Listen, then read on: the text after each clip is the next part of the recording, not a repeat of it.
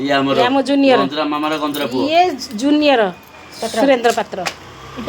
ये हूँ मोर नणंद सांग आउ पी शाशु माँ भी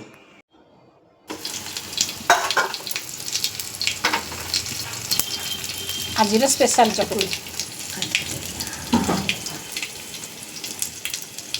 आज स्पेशल चकुली मो वेजिटेबल चकुली यहाँ मोर सब प्रिय जिन बापर भौणीकर से सब जानते एगुड़ा सब मोर प्रिय तेणु गले युवा सब मिले से किए खाऊँ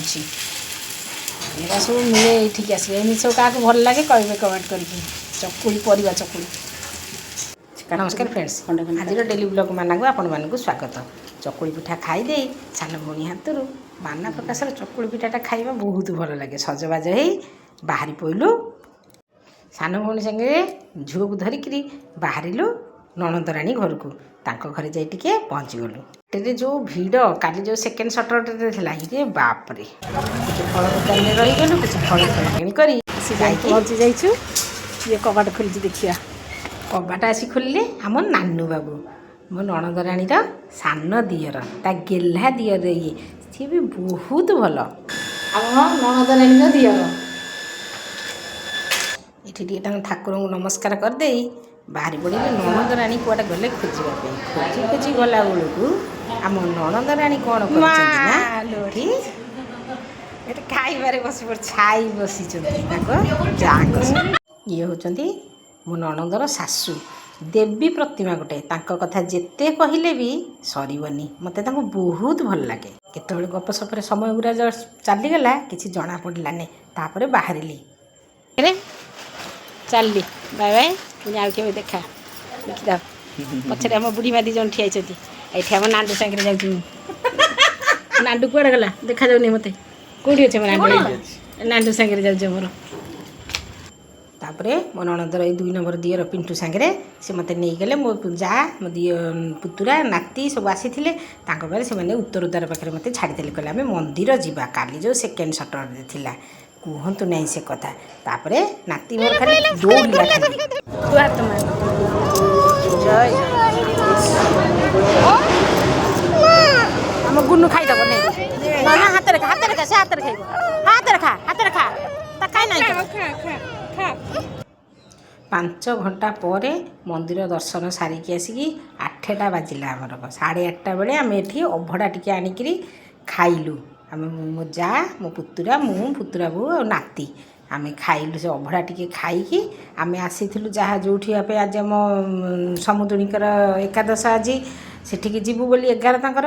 एठू तो मंदिर में आम 5 घंटा पूरा लेट हो गली आते भिड़ जे कहतुनी माने ठिया हेचु गला लाइन रे तथापि देखिकी ठाकुर को प्रभुंर जहाँ बरात थिला देखिकी आसिलु आसला खाई पी सारिकी बाहरिलु समुद्री को घर को नातीर टे कांद होता से जाता समुद्र कूल को तेणु समय तो अभाव अच्छी ना तेणु समुद्र कूल जाइलानी नाती की जहाँ बुझे बाझेकरी नहीं जाकि पहुँची गलु समुद्री घरे सी किंतु केते बड़ गोटे फटो आज तांको बेकरे फूलमाला लगी आज आम बेकरे भी काली लगे बयस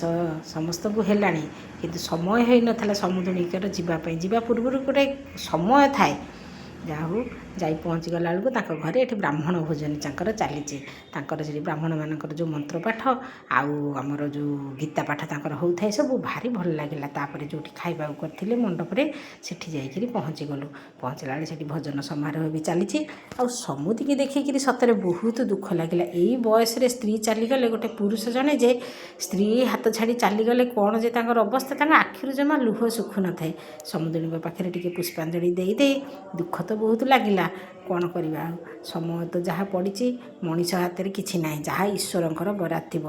समुद्री आमर पूरा मर्माहत अच्छा बहुत दुखी देखने सब हस हस स्त्री सहित